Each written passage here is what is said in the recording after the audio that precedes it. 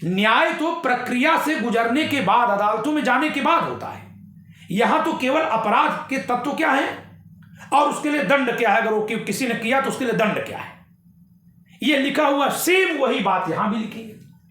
निर्भया बलात्संग कांड जो हुआ था, जो चलती बस में दिल्ली में हुआ था 2012 में, उसके बाद से जो कानून बने, मनमोहन सिंह की सरकार ने बनवाए या मोदी सरकार ने, एक विकृति जी हां, एक विकृति देखने को मिली कि हर जगह न्यूनतम दंड लिखा जाने लगा। पहले क्या था, अधिकतम था कि मजिस्ट्रेट न्यायालय उससे अधिक नहीं देगा, अब न्यूनतम दंड लिखा जाने लगा कि इससे कम नहीं देगा। यानी न्यायाधीश की क्षमता को बांट दिया गया, जो उस मामले के अनुसार अनुपात में कम दंड दे करके सुधरने का मौका देता। अगर इसमें ज्यादा अपराधों में जो दंड लिखा वो न्यूनतम यानी कम से कम, इससे कम नहीं दिया जाएगा, ये लिख दिया गया, तो फिर सुधारात्मक नहीं है। भारत में अंग्रेजों के जमाने से सुधारात्मक न्याय प्रणाली लागू है। ब्रिटेन के बहुत बड़े विद्वान थे जेरेमी बेंथम, उन्हीं की वजह से ब्रिटेन में पहले सुधारात्मक न्याय प्रशासन की व्यवस्था लागू हुई और बाद में भारत में भी लागू की गई। अंग्रेजी सत्ता के समय में हम लोग कहते हैं सत्ता ने शोषण किया होगा, जुल्म किया होगा, लेकिन जो कोड़ा मारने की सजा थी उसको भी खत्म कर दिया। केवल जेल में रखा जाएगा या फांसी दी जाएगी। किसी को दीवार में नहीं चिनवाया जाएगा, किसी को हाथी के पैर के नीचे नहीं कुचलवाया जाएगा, किसी को कड़ाहे में नहीं खौलाया जाएगा तेल में। ये सारी सजाएं किसने बंद की? अंग्रेजों ने। दोस्तों नमस्कार, लॉ एक्सपर्ट चैनल पे आपका स्वागत है। मैं हूं आयुष बाजपेयी। देश के क्रिमिनल जस्टिस सिस्टम के डीएनए को बदलने वाले 3 कानून विगत 25 दिसंबर 2023 को राष्ट्रपति द्वारा अनुमोदित किए गए हैं, जो कि 1 जुलाई 2024 से लागू होंगे। अतः लीगल फ्रेटर्निटी के साथ साथ आम जन में भी ये उत्सुकता है जानने की कि क्या मेजर चेंज हुए हैं। इसी क्रम में आईपीसी और बीएनएस यानी कि भारतीय दंड संहिता 1860 और नई प्रस्तावित भारतीय न्याय संहिता 2023 के तुलनात्मक अध्ययन पे ये पहला वीडियो है, जिसमें हम law expert Shri Pankaj Kumar Tripathi sir से इस विषय पर ज्ञान लेंगे। तो पंकज त्रिपाठी सर को, जो कि हमारे गुरु हैं, सर आज हम बेसिकली बीएनएस के ओवरव्यू पे आपसे 3 प्रकार के प्रश्न पूछ के समझना चाहेंगे, जो कि स्वरूप, उद्देश्य और नाम के आधार पे हमने क्लासिफाई किए हैं ताकि समझने में सुगमता हो। सर मेरा पहला क्वेश्चन है इसके स्वरूप के आधार पे। जैसे भारतीय दंड संहिता 1860 जिसमें 23 चैप्टर और 511 धाराएं थीं, जो कि भारतीय न्याय संहिता में अब 20 चैप्टर और 358 धाराएं हो गई हैं। और 1860 से आज तक जबकि नए नए अपराध बढ़ गए हैं, तो जहां धाराएं अधिक होनी चाहिए थी वो कम कैसे हो रही हैं? आपके सभी दर्शकों का स्वागत है आयुष जी। आज कमान जो है हमारे बहुत प्रिय विद्यार्थी आयुष के हाथ में है। पहला प्रश्न है स्वरूप यानी आकार के आधार पर। तो दोस्तों आप सबको पता होगा, नहीं हो तो मैं बता दूं क्योंकि पुराना कानून है। भारतीय दंड संहिता 1860 में मूल रूप से 23 अध्याय थे। समय के साथ 3 नए अध्याय जोड़े गए, जिससे वर्तमान में कुल अध्यायों की संख्या 26 हो गई। धाराओं की जहां तक बात है, अंतिम धारा संख्या के आधार पर अगर कहा जाए तो भारतीय दंड संहिता में 511 धाराएं हैं, जबकि अगर नई जोड़ी धाराओं को जोड़ेंगे तो कुछ अधिक हो जाएगी। दूसरी तरफ भारतीय न्याय संहिता में कुल 20 अध्याय हैं, यानी 6 अध्याय कम हो गए। और जहां यहां 511 धाराएं हैं, वहीं यहां 358 धाराएं हैं। तो अगर हम धाराओं के आधार पर देखें तो भी 153 धाराओं का अंतर हो गया, 153 सेक्शंस कम हो गए। ऐसे में आयुष में आपके प्रश्नों का, ऐसे में आयुष में संहिता को छोटा कैसे किया गया, इस पर मैं 2 भाग में उत्तर करना चाहूंगा। सबसे पहले कि धाराएं कैसे कम हो गई। तो धाराएं कम हुई हैं 2 कारणों से, मुख्यतः 2 कारणों से। सबसे पहला कि भारतीय दंड संहिता का अध्याय 2 समाप्त कर दिया गया है। अध्याय 2 बहुत सारे शब्दों की परिभाषा करने वाला है, जो धारा 7 से लगाए धारा 52 क सेक्शन 7 to 52A, यानी अगर देखा जाए तो 46 सेक्शंस का एक चैप्टर है,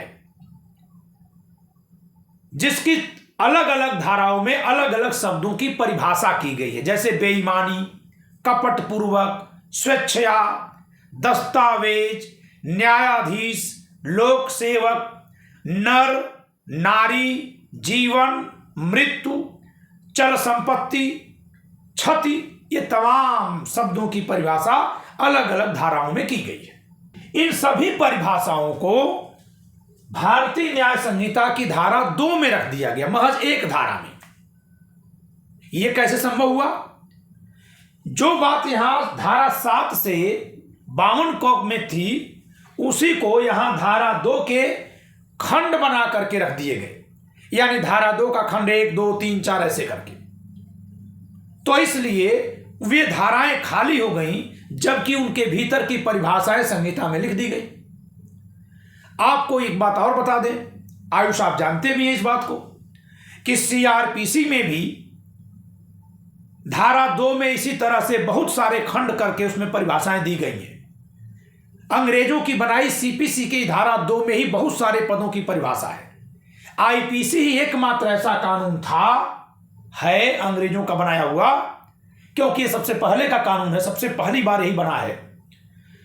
इस समय पर अलग अलग परिभाषा के लिए अलग अलग धाराएं खर्च की गई थी, इसी नाते बहुत ज्यादा धाराएं इसमें खर्च थी। तो लगभग 46 धाराएं तो एक ही अध्याय से कम हो गई। अब आप कह सकते हैं कि सर 106 धाराएं, 7 धाराएं और कहां से कम हुई, तो उस पर भी बता सकते हैं। दूसरा तरीका धाराओं को कम करने के लिए इस्तेमाल किया गया कि भारतीय दंड संहिता में किसी अपराध की परिभाषा एक धारा में है और उस अपराध के लिए दंड दूसरी धारा में। जैसे चोरी की हम बात करें तो सेक्शन 378 धारा 378 में उसकी परिभाषा है। सेक्शन 379, 380, 381, 382 आगे की 4 धाराओं में उसके लिए विभिन्न अवस्थाओं में दंड लिखे हैं। ऐसे ही एक्सटॉर्शन, उद्दापन जिसको कहते हैं, किसी को धमकी देना, कुछ सामान देने के लिए, संपत्ति हड़पने के लिए धमकाना। हफ्ता वसूली या वसूली जिसको कहते हैं, अवैध वसूली। तो अवैध वसूली के लिए एक धारा में परिभाषा है सेक्शन 383 में, वो परिभाषा यहां 308 में की गई, 308 में की गई, यहां 383 में, यहां 308 में, फिर यहां 384, 385, 386, 387, 388 और 389 6 अलग अलग धाराओं में 6 अलग प्रकार के विभिन्न 6 अलग अवस्थाओं के लिए अलग अलग प्रकार के दंड लिखे गए हैं। यहां पर धारा 308 में 7 उपधाराएं जोड़ दी गई। उपधारा 1 में परिभाषा और शेष 6 दंड जो लिखे गए हैं 6 अलग अलग धाराओं में, उसे धारा 308 की उपधारा 2, 3, 4, 5, 6 और 7 में उठाकर रख दिया गया। लगभग 100-125 धाराएं वहां से बचा ली गई। इस तरह से 511 की जगह 358 धाराओं में संहिता समाहित कर दी गई। तो यह तो हो गया धाराओं के कम होने के पीछे का कारण। दूसरा प्रश्न इनका यह कि अध्यायों की संख्या कैसे कम हो गई। यहां 26 अध्याय और यहां महज 20 अध्याय। और फिर बता दूं कि उसमें भी 20वां अध्याय वो है जिसमें केवल एक धारा 358 है, जिसमें लिखा गया है कि आईपीसी का क्या होगा, यानी वैसा कोई अध्याय इसमें तो था ही नहीं। तो अगर देखा जाए तो भारतीय दंड संहिता के सभी अध्यायों को भारतीय न्याय संहिता के 20 अध्याय में नहीं बल्कि 19 अध्याय में समाहित किया गया। तो यह कैसे होगा? जाहिर सी बात है, कुछ अध्यायों को समाप्त कर दिया गया और कुछ अध्यायों को एक साथ मिला दिया गया। सबसे पहला अध्याय 2 जो परिभाषा खंड था, उसे अध्याय 1 की धारा 2 में लिख दिया गया और इस प्रकार अध्याय 2 की संख्या खाली हो गई। दूसरा, इस संहिता में अपराधों के दुष्प्रेरण, आपराधिक षड्यंत्र और आपराधिक प्रयत्न, यानी किसी अपराध को करने को उकसाना, अपराध के लिए योजना बनाना, अपराध का प्रयास करना, इन तीनों के लिए 3 अलग अलग अध्याय खर्च किए गए थे। दंड संहिता के अध्याय 5, 5 क और अध्याय 23 में थे। क्रमशः दुष्प्रेरण यानी अपराध का उकसाना अध्याय 5 में, आपराधिक षड्यंत्र अध्याय 5 क में और आपराधिक प्रयत्न अध्याय 23 में। इन तीनों अध्यायों को भारतीय न्याय संहिता के अध्याय 4 में रख दिया गया है। तो 2 अध्याय खाली हो गए, तो 26 अध्याय कितने में आ गए? 23 में आ गए। फिर चलिए, एक अध्याय तो पूरी तरह समाप्त कर दिया गया, अध्याय 13 जिसमें बाट माप से संबंधित अपराध लिखे गए थे, वो पूरी तरह समाप्त कर दिया गया। तो 4 अध्याय कम हो गए। फिर इसके बाद अध्याय 20 और 20 को, जो क्रमशः विवाह विषयक अपराध और पति या पति के नातेदारों द्वारा किसी विवाहिता स्त्री से क्रूरता, इन 2 अध्यायों को हटा करके स्त्रियों के विरुद्ध अपराध वाले एक अध्याय में रख दिया गया। तो ये 2 अध्याय खाली हो गए। इसके अलावा अध्याय 21 में मानहानि था, जिसे यहां अन्य कई अपराधों वाले अध्याय में रख दिया गया। अध्याय 19 में, अध्याय 19 जो इसमें था उसके विषय को भी यहां के अध्याय 19 में कर दिया गया। तो अध्याय 21, 22 और 19 इन तीनों के अपराधों को एक साथ मिलाकर यहां अध्याय 19 में कर दिया गया। तो 2 अध्याय वहां से खाली हो गए। तो इस तरह से अध्यायों की संख्या कम की गई और यह संहिता कम अध्यायों में दिख रही है। यानी आप कह सकते हैं कि विषय वस्तु को कम करने की बजाय उनको इस तरह से रख दिया गया है कि देखने में इस संहिता की तुलना में इस संहिता में अध्यायों की संख्या और धाराओं की संख्या कम लग रही है, जबकि अगर हम इसके कंटेंट को देखेंगे तो यह लगभग उतना ही है। दूसरा आपका सवाल जो है कि 1860 की संहिता ये बनी हुई है, तब से अब तो बहुत सारे अपराध बन गए होंगे, तो अब तो इसमें संख्या बढ़नी चाहिए। तो भले ही संख्या अध्यायों और धाराओं की नहीं बढ़ाई गई, लेकिन जो धाराएं खाली हुई हैं उनमें कुछ नए अपराधों को भी जोड़ा गया है। जैसे पेपर लीक होना एक नया अपराध माना गया है, आतंकी गतिविधि को अपराध माना गया है, गिरोह में होकर के छोटे अपराध करने के लिए एक अलग अपराध बनाया गया है, चेन स्नेचिंग को एक अलग अपराध बनाकर परिभाषित किया गया है, चोरी से थोड़ा सा अलग। तो इस तरह से कुछ नए अपराधों को भी परिभाषित किया गया है और उनके लिए अलग से दंड की व्यवस्था की गई है। धन्यवाद सर, बहुत विस्तृत उत्तर आपने दिया इसका। सर मेरा दूसरा प्रश्न है इसके उद्देश्य को लेकर। जैसे कि इसका मुख्य उद्देश्य बताया गया औपनिवेशिक विधियों का भारतीयकरण करना, कॉलोनियल इम्प्रिंट जो है उसको हटाना, जिसको कहते हैं Indianization of laws. Sir BNS अपने इस उद्देश्य को कहां तक पूरा करता है? दोस्तों, इनका दूसरा प्रश्न यह है कि जब बीएनएस बन रहा था तब जब इसकी आलोचना की गई कि ये बनाने की क्या जरूरत है, या इसके लिए समाज से समर्थन जुटाने के लिए, तो उसके उत्तर के रूप में अथवा इस संहिता के निर्माण में समाज से समर्थन पाने के रूप में सरकार ने यह कहा कि यह अंग्रेजों का बनाया कानून है, औपनिवेशिक सत्ता के हिसाब से बना है, जबकि हमें भारतीयकरण करना चाहिए कानूनों का, भारत के अनुसार कानून बनाए जाने चाहिए। और इसी आधार पर इन्होंने इस कानून के बनाए जाने को उचित ठहराया था। तो आयुष, जहां तक मैंने इन दोनों संहिताओं को पढ़ा, मुझे कहीं भी ऐसा नहीं लगा कि इसमें कोई ऐसा संकल्पनात्मक अंतर हो, कोई ऐसा कंसेप्चुअल अंतर हो इसके प्रावधानों में, जिस पर मैं ये कह सकूं कि ये कॉलोनाइजेशन का कानून है और ये इंडियन लॉ है। अगर ये कॉलोनाइजेशन का है तो हूबहू इसी की कॉपी पेस्ट की गई है, और जहां कुछ अंतर भी किया गया है दंड की मात्रा में या परिभाषा के तत्व के तौर पर, वहां भी कॉन्सेप्ट वही है, पद्धति वही है। तो अगर ये औपनिवेशिक कानून है, कोई कह रहा है क्योंकि अंग्रेजों ने बना दिया इस नाते औपनिवेशिक है, तो ये भी उसी तरह का है, ये भी उतना ही औपनिवेशिक है। कुछ भी ऐसा नहीं है जिसको मैं ये कह दूं कि जिससे इसकी बनावट में और इसकी बनावट में कॉन्सेप्ट का अंतर है। धाराएं इधर से उधर की गई हैं, अध्याय इधर से उधर बदले गए हैं, बल्कि मैं तो कुछ आलोचना भी कर सकता हूं, करता हूं। जैसे इन्होंने अपराध के शुरू होते जो पहला अध्याय लिखा, 3 अपूर्ण अपराधों के बाद, अध्याय 5, महिलाओं और बच्चों के विरुद्ध अपराध। अब आप बताइए कि महिलाओं के विरुद्ध अपराध में विवाह विषयक अपराध भी डाल दिया, और विवाह विषयक अपराध तो स्त्री पुरुष दोनों के खिलाफ होता है। किसी की पत्नी अगर दूसरा विवाह कर ली तो उसके लिए भी अपराध है, किसी का पति अगर दूसरा विवाह कर लिया तो उसके लिए भी अपराध है। तो ऐसे में महिला के विरुद्ध अपराध में न केवल महिला के विरुद्ध अपराध रखा गया है, बल्कि कुछ ऐसे अपराध भी रख दिए गए जो महिला द्वारा पुरुष के विरुद्ध होता है। यह अपने आप में वर्गीकरण की अतार्किकता है। ऐसे ही बालकों के विरुद्ध अपराध को एक अलग कैटेगरी में रख दिया गया।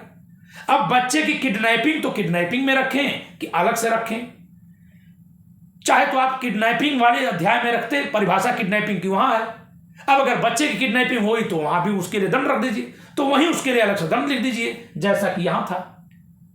बच्चे के विरुद्ध अपराध में कैसा अपराध? बच्चे के विरुद्ध तो बहुत तरह के अपराध है ना, सेक्सुअल हैं, आर्गन रिलेटेड हैं, ह्यूमिलिएशन से हैं, किडनैपिंग से हैं, फिरौती से हैं। तो फिरौती अपने आप में एक अपराध, किडनैपिंग अपने आप में एक अपराध। परिभाषा वहां थी ही, नीचे लिखा हुआ था अगर इतनी उम्र से कम बच्चे का अपहरण किया गया तो सजा इतनी, और अगर अपहरण फिरौती के लिए किया गया तो सजा इतनी, फिरौती के बाद अगर मार डाला गया तो सजा इतनी। ये लिखा हुआ है यहां। यानी किडनैपिंग वाले अध्याय में ही किडनैपिंग से जुड़े सारे अपराध लिखे गए।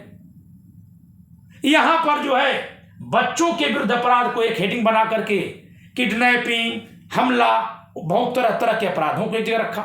यानी यह विषय के आधार पर वर्गीकृत है, जबकि यह अपराध की प्रकृति के आधार पर वर्गीकृत है।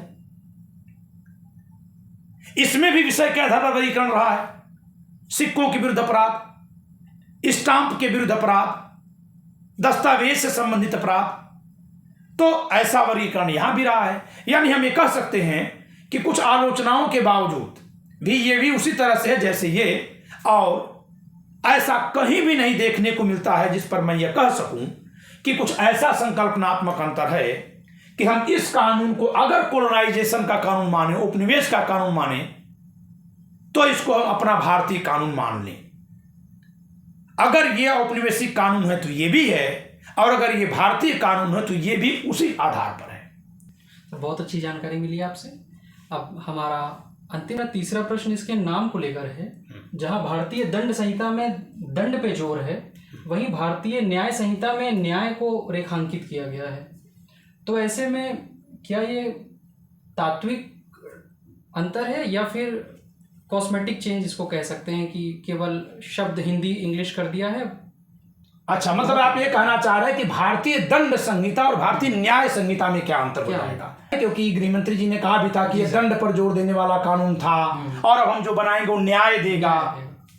तो जो प्यूनिटिव जस्टिस और रिफॉर्मेटिव जस्टिस, दंडात्मक न्याय से सुधारात्मक न्याय की दिशा में क्या ये कानून जाता हुआ आपको प्रतीत होता है? आयुष में आपके इस प्रश्न का उत्तर देने के लिए कुछ लक्षण केवल बताऊंगा, और उन लक्षणों को नई संहिता में खोजने की जिम्मेदारी विद्यार्थियों और दर्शकों पर अभी छोड़ देता हूं। अगले वीडियो में हम लोग उन लक्षणों पर विशेष चर्चा करेंगे कि नई संहिता में वे लक्षण कहां तक मौजूद हैं।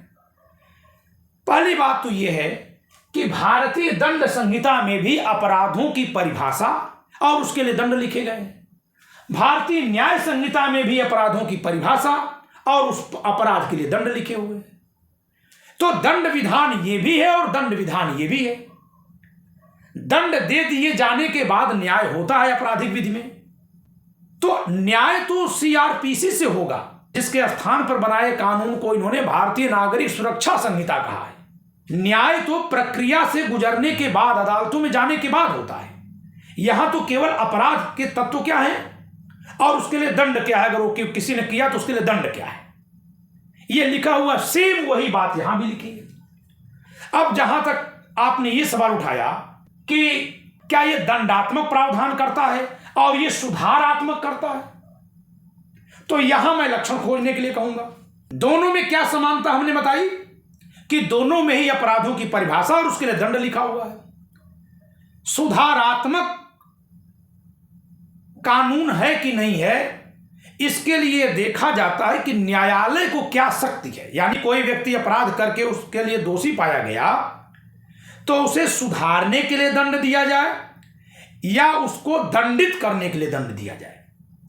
ये व्यवस्था आपको सीआरपीसी में मिलेगी, यानी जो भारतीय नागरिक सुरक्षा संहिता है वहां मिलेगी। इसका नाम दंड संहिता और न्याय संहिता कर देने से या कुछ भी और कर देने से ये दंडात्मक और सुधारात्मक नहीं हो जाएगा, तब जबकि इसमें भी परिभाषा और दंड लिखा है और इसमें भी परिभाषा और दंड लिखा है अपराधों की। लक्षण के तौर पर एक बात है, लेकिन एक बात और है जो देखने लायक है कि आईपीसी में आप देखेंगे तो ज्यादा से ज्यादा अपराधों के लिए अधिकतम सजा लिखी है और न्यायाधीशों के लिए कहा गया है कि उस सीमा के अधीन रहते हुए नीचे वो उससे कम सजा दे सकते हैं। जैसे चोरी के लिए दंड धारा 379 सेक्शन 379 में यह लिखा हुआ है कि 3 वर्ष तक का कारावास, यानी न्यायालय चाहे तो 3 वर्ष तक का कारावास दे दे, चाहे तो उससे कम दे दे। जैसे मानहानि में लिखा हुआ है 2 वर्ष तक का कारावास, जो राहुल गांधी को दे दिया गया, यानी 2 वर्ष पूरा का पूरा दे या उससे कम दे, सुधरने का मौका दे। अब बात में तो ये भी बात आ गई कि अगर सुधारात्मक का मतलब यह है कि सुधरने का मौका देना, दंड कम देना, तो राहुल गांधी को सुधरने का मौका तो नहीं दिया गया था। खैर, वो राजनीतिक बात अभी हम छोड़ते हैं, लेकिन दृष्टांत के लिए उपयोगी है और मैं दृष्टांत के ही भाव से इस बात को बोल रहा हूं यहां पर।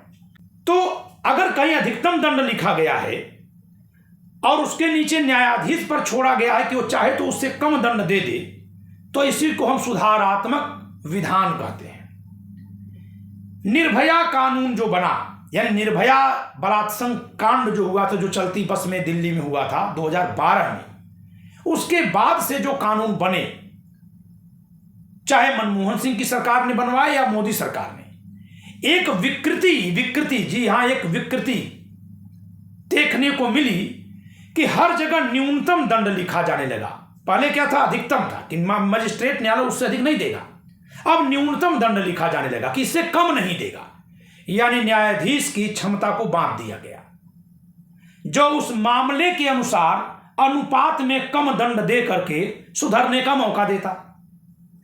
तो अगर हम ये कहें कि अब तक जो प्रवृत्ति देखी गई है दूसरे कानूनों के निर्माण में, वहां यह देखा गया है कि न्यूनतम दंड लिखा गया, हर जगह न्यूनतम दंड, जो सुधारात्मक दंड विधान के विरुद्ध है, क्योंकि फिर सुधरने का तो मौका ही नहीं मिलेगा, न्यूनतम इतना दंड दिया ही जाएगा। और किसको सुधरने का मौका देना चाहिए, किसको नहीं, ये कौन जान पाएगा? जो न्यायाधीश मामले को देख रहा है, उसके हाथ ही बांध दिए गए न्यूनतम दंड लिखकर, उससे कम दंड दे नहीं सकता। तो अब लक्षण क्या खोजना है इसमें कि आप इसके दंडों को खोजिए। क्या इसमें भी ज्यादा से ज्यादा अपराधों में अपेक्षाकृत न्यूनतम दंड लिख दिया गया? अगर इसमें ज्यादा अपराधों में जो दंड लिखा वो न्यूनतम, यानी कम से कम, इससे कम नहीं दिया जाएगा, ये लिख दिया गया, तो फिर ये सुधारात्मक नहीं है। चाहे जितना भी नारा लगा दिया जाए कि सुधारात्मक है, जी नहीं। भारत में अंग्रेजों के जमाने से सुधारात्मक न्याय प्रणाली लागू है। ब्रिटेन के बहुत बड़े विद्वान थे जेरेमी बेंथम, उन्हीं की वजह से ब्रिटेन में पहले सुधारात्मक न्याय प्रशासन की व्यवस्था लागू हुई और बाद में भारत में भी लागू की गई। इसको मैं दृष्टांत के आधार पर बताता हूं। अभी भी हमारे गांव में, समाज में अगर कोई किसी को दंडित करता है तो क्या करता है? काट देता है, गोली मार देता है, जला देता है। बहुओं को लोग जिंदा जला देते हैं, दंड देते हैं जला करके। अंग्रेजी सत्ता के समय में हम लोग कहते हैं सत्ता ने शोषण किया होगा, जुल्म किया होगा, लेकिन जो कोड़ा मारने की सजा थी उसको भी खत्म कर दिया। केवल जेल में रखा जाएगा या फांसी दी जाएगी। किसी को दीवार में नहीं चिनवाया जाएगा, किसी को हाथी के पैर के नीचे नहीं कुचलवाया जाएगा, किसी को कड़ाहे में नहीं खौलाया जाएगा तेल में। ये सारी सजाएं किसने बंद की? अंग्रेजों ने। क्या कहकर बंद किया? उन्होंने ये कहा कि जिस मामले में अपराधी ने ऐसा अपराध किया है कि उसको जीवन जीने का मौका समाज नहीं देना चाहता, बस उसे ही केवल मृत्यु दंड दीजिए, वो भी इस तरीके से कि उसको कम दर्द हो। तब ये फांसी का फंदा लगाया गया, खोज कर लाया गया। शेष सबको केवल स्वतंत्रता से वंचित करिए, संपत्ति से वंचित करिए, जिससे कि सुधरने का मौका रहे। जेल में है, सुधर जाएगा तो रिहा कर दीजिएगा। जितने जेल कानून बने हैं, बाबा राम रहीम जो पेरोल पर रिहा हो रहे हैं, या जो तमाम अपराधी समय से पहले छूट जाते हैं, छोड़े जाते हैं, वो सुधर जाने के आधार पर ही तो छोड़े जाते हैं। अगर भारतीय दंड संहिता सुधारात्मक कानूनों की विरोधी होती तो पेरोल कैसे चलता? सुधार के आधार पर सजा याफ्ता कैदियों की सजा से पहले रिहाई कैसे होती? इसलिए यह कहना कि भारतीय दंड संहिता दंडात्मक प्रकृति की थी, प्यूनिटिव थी, जबकि यह रिफॉर्मेटिव है, यह गलत है। यह भी रिफॉर्मेटिव थी और यह भी रिफॉर्मेटिव है। दोनों में कौन ज्यादा है, इसके लिए वही पैमाना मैं फिर याद दिलाऊंगा कि जिसमें अपराधों के लिए दंड की न्यूनतम मात्रा का निर्धारण कम जगह पर किया होगा वो ज्यादा सुधारात्मक है। जिसमें ज्यादा जगह पर कर दिया गया होगा वो ज्यादा दंडात्मक है कि इतना दंड दिया ही जाए। दो ऐसे विधान भारतीय न्याय संहिता में किए गए हैं जो यहां आपको शायद न दिखें। पहला विधान है कम्युनिटी सर्विस को दंड का एक प्रकार बना दिया गया है। यानी कुछ ऐसे मामले हैं जिनमें अगर कोई व्यक्ति पहली बार दोषी पाया जाता है तो उसे जेल में भेजने की बजाय सामुदायिक सेवा उससे कराई जाएगी। कम्युनिटी सर्विस को एक दंड के रूप में रखा गया है, लेकिन महज 6 अपराधों के लिए रखा गया है, और वो भी जो पहली बार अपराध करेगा उसी के लिए, तो वो ठीक भी है। लेकिन इसमें एक खामी है कि कम्युनिटी सर्विस को विधिवत परिभाषित नहीं किया गया है। दूसरा है कि प्रथम बार के दोषी को कम सजा होना, इसमें ऐसा कुछ एक अपराधों में लिखा गया है। तो चूंकि यहां लिख दिया गया तो ऐसा लगता है उसी तरह का प्रावधान भारतीय दंड संहिता में भी है। यहां भी लिखा हुआ है कि किसी अपराध के करने वाले को इतनी सजा, और अगर वो दोबारा करता है तो उसे इतनी सजा, पुनरावृत्ति पर ज्यादा सजा। जैसे मैं इसमें उदाहरण दूंगा आपको, सेक्शन 290 एंड 291 का।